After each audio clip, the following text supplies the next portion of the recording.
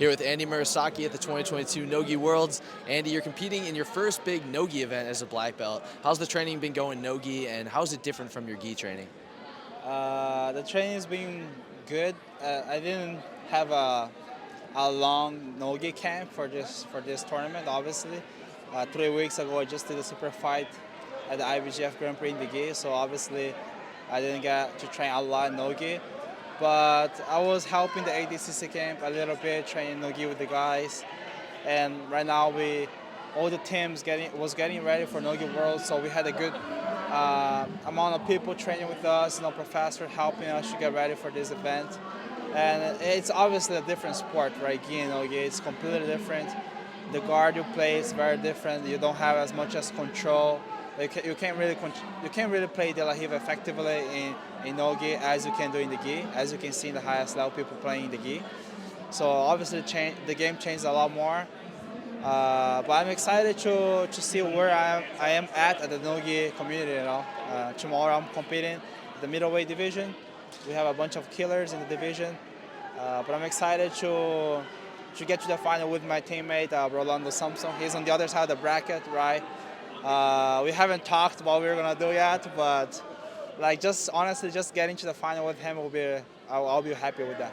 You did do a Nogi event. I believe it was the Houston Open Nogi quite recently. Maybe it was about a month ago. Mm-hmm. How did that event go, and how did it feel to be out there competing in Nogi after you've competed just in the gi this year?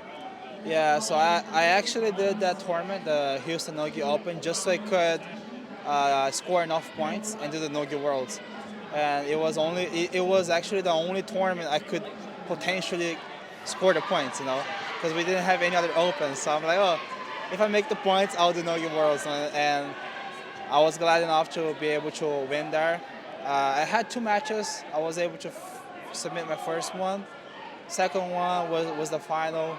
I was able to test myself with the current Japan Nogi champion of this year.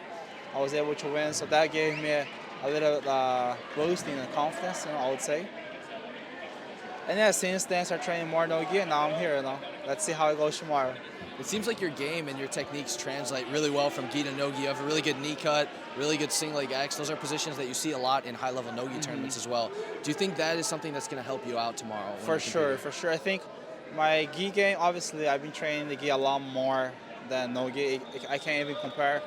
But I think my gi game is not it's not a drastic change for the Nogi, I'm not a guy that plays a lot of spider and lasso or lapel guards, so guard-wise it doesn't change much. Obviously there's a lot of reaping, heel hooks, leg lock. That's something I'm not really familiar with, I would say. Obviously I train, but in the gi competitions there's no ripping, there's no leg locks, like heel hooks, so I'm not as familiar with it as people who only train Nogi.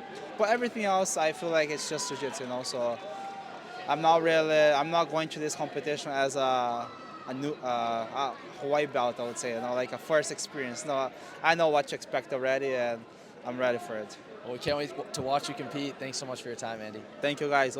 Catch you. Watch me tomorrow.